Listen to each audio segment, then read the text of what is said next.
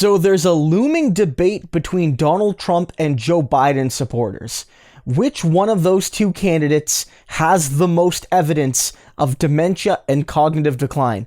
Because 2020 is an awful year and we all still have so much more of it to live through.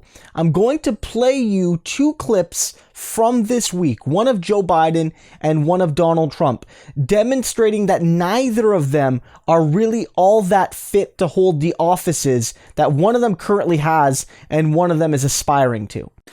You know, the rapidly rising I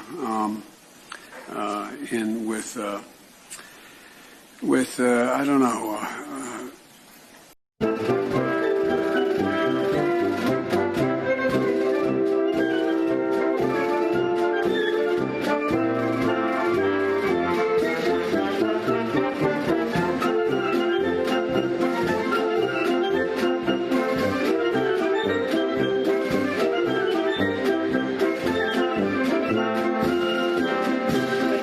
So what you see there in the first clip was Joe Biden a few days ago holding a press conference, clearly unable to hold his line of thought despite the fact that he's reading from notes. And of course, it doesn't even look good with the mask awkwardly hanging off partially one of his ears.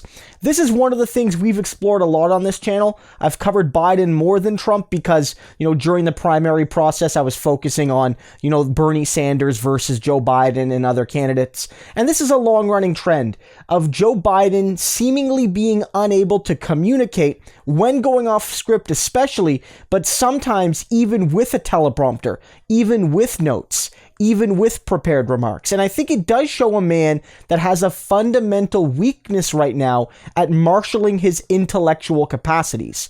But while a lot of Donald Trump supporters love to hear that about Joe Biden, that second clip of Donald Trump is also very concerning. It shows him basically unable to walk down a slight decline. Earlier in that day, and we've seen this before, a lot of people are noting that Donald Trump seems to be unable to hold a small glass of water without two hands. And a lot of people have said, a lot of Biden supporters, a lot of Democrats, that Donald Trump in particular from a bout of frontotemporal dementia, meaning that he's the one that's mentally unwell. And if you go on Twitter right now, hashtag Trump is not well is the number one trend, I believe, in the United States, and is certainly, one of the top trending topics in the world right now. This is the choice Americans have led themselves to. Two men with awful policies, with regressive policies, with policies that don't actually reflect the desires of regular people, especially when those people are young and diverse. Candidates that don't reflect the future of their country.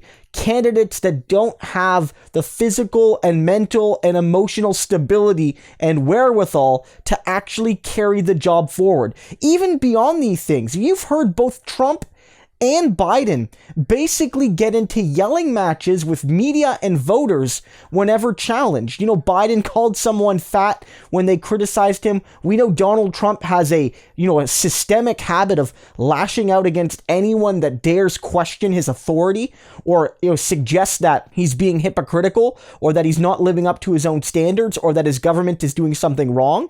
These are people not fit for the job. This is where we're at.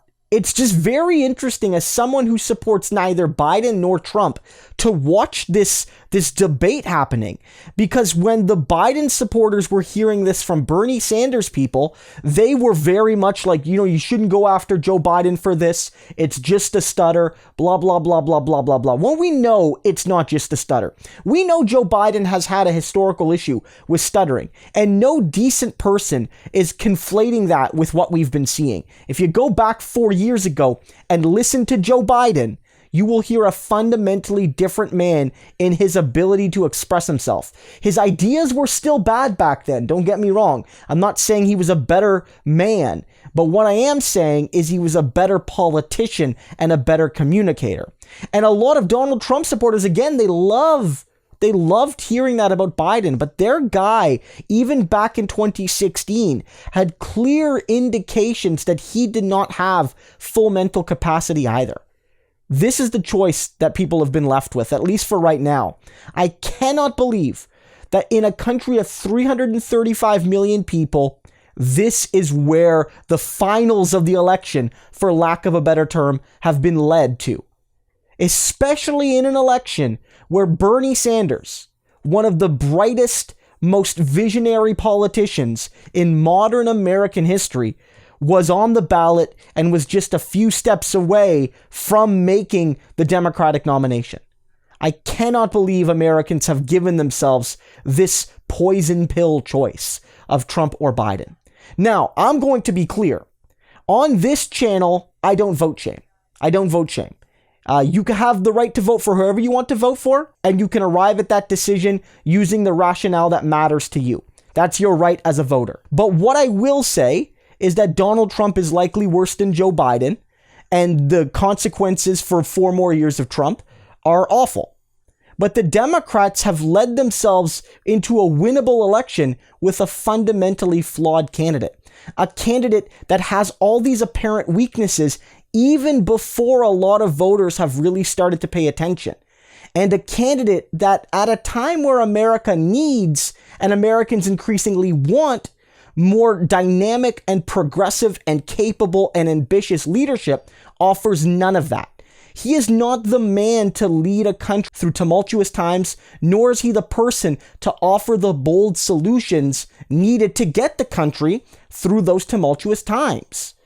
He's not. Whether it's Medicare for all or a Green New Deal, or whether it's, fundamentally transforming the economy to benefit working class people over capital, Biden is not that guy. And of course, Donald Trump is even worse. So I feel really bad for the United States right now, for the American people, that this is their finale. Barring some kind of big change, that these are going to be the 2 men offered up by each party to the American people. Neither of them are well. Both of them, from my perspective, are demonstrating severe cognitive decline and dementia.